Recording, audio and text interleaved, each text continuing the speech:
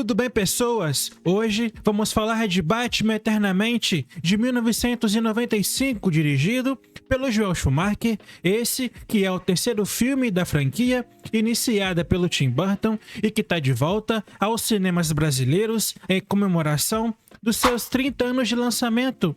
Então, eu aproveitei para reassistir e trazer essa resenha para vocês. E eu gosto muito de super-heróis, inclusive o Batman. Você pode ver que ele tá até aqui no meu cenário. É um personagem que já foi bastante explorado nos cinemas desde os anos 80.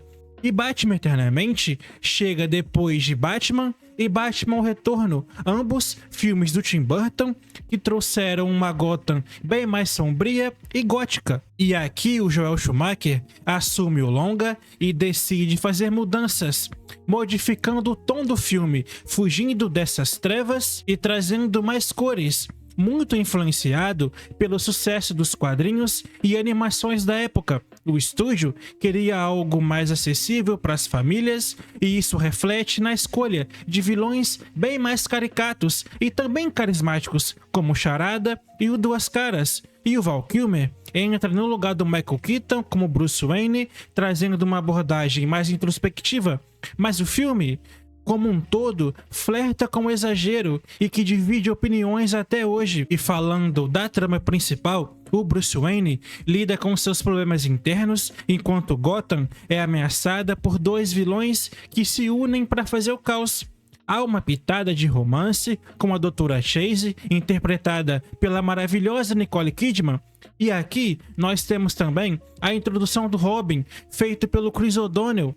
Já o roteiro tenta equilibrar a ação e o humor, mas acaba tropeçando em subtramas que parecem muito desnecessárias. É como se o filme quisesse ser tudo ao mesmo tempo, um thriller, uma comédia e um filme de herói, mas não se destaca em nada. E se tem uma coisa que é bem feita aqui, é sem dúvidas o design de produção.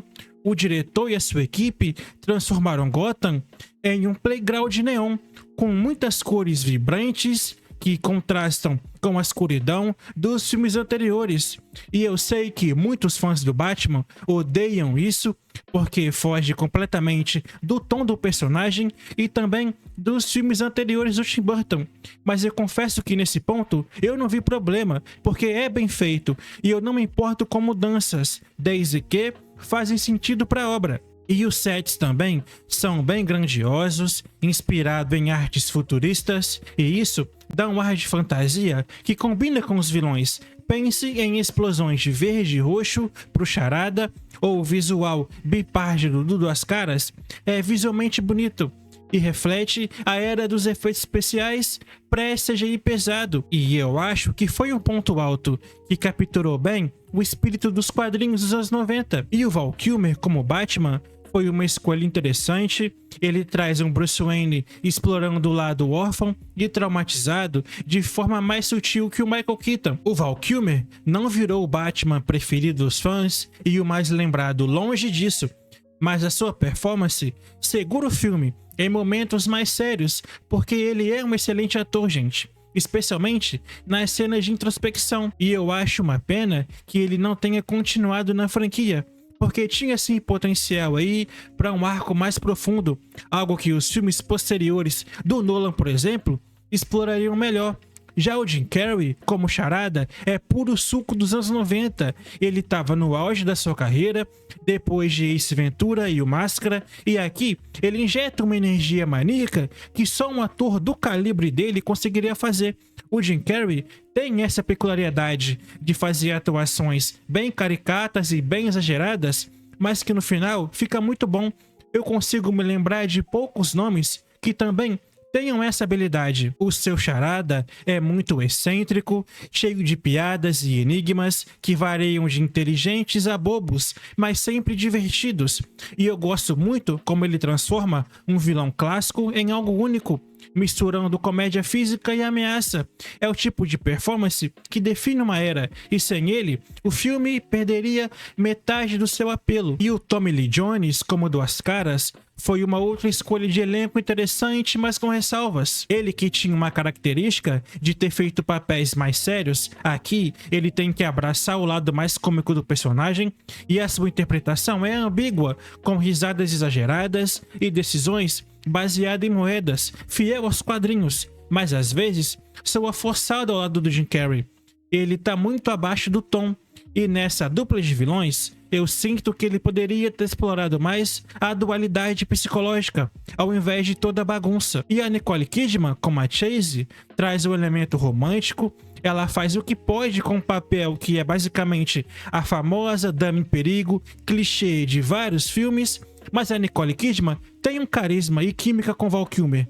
Mas o roteiro a limita a diálogos expositivos demais sobre a mente do Batman, é um desperdício de talento. E o Joel Schumacher traz um estilo mais comercial para sua filmografia e foca em sequências de ação grandiosas, com perseguições e lutas que usam muita pirotecnia, mas o ritmo é irregular. O filme começa lento, acelera no segundo ato e termina em um clímax bagunçado e sem graça.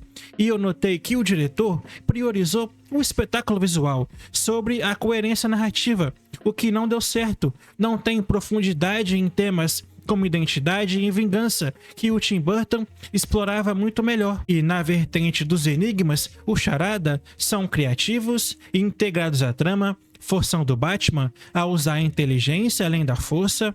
Há diálogos interessantes que exploram a dualidade do Bruce Wayne, como quando ele questiona se vale a pena continuar como vigilante de Gotham, mas há muitos buracos de roteiro que atrapalham, como alianças que surgem do nada e subtramas românticas que não evoluem. Batman Eternamente já parece muito datado para a época, e agora então em 2025 é ainda pior. E visualmente o filme é bonito, como eu disse. A fotografia usa luzes de neon para criar uma Gotham viva, quase como uma cidade de carnaval. Os figurinos são dignos, como o traje do Batman, e as roupas extravagantes dos vilões, e os efeitos especiais misturam práticos com CGI, e para um filme de 1995, ele até segura bem o teste de tempo, melhor que muitos filmes contemporâneos, aliás. E a trilha sonora compõe uma partitura com temas heróicos e traz músicas mais populares de banda de rock, como U2 e Kiss, que viraram hits e impulsionaram as vendas, e isso mostra como o filme influenciou sim a cultura pop da época. E o longa toca muito na ideia de identidade dupla, com o Bruce Wayne lutando contra o seu alter ego e vilões que representam loucura.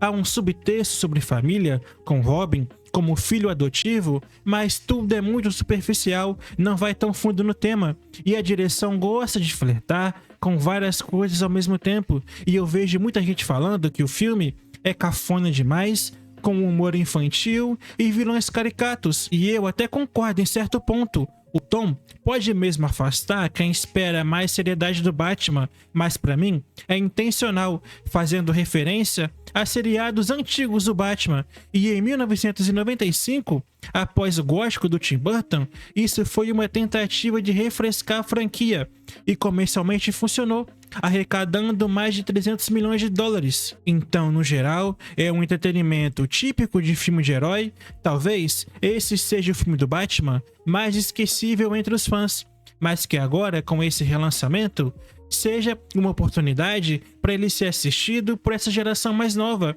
e, quem sabe, gerar uma repercussão positiva. E para Batman Eternamente, nota 5. O Batman, sem dúvidas, é um dos maiores personagens dos quadrinhos, com grande impacto no cinema e na TV, e eu quero ver os fãs do Morcego de Gotham comentando aqui embaixo o que achou do filme, porque eu tô mesmo interessado em saber qual vai ser a opinião de vocês para esse filme aqui. Beleza, pessoal? Obrigado por assistir até aqui, até um próximo vídeo e até mais.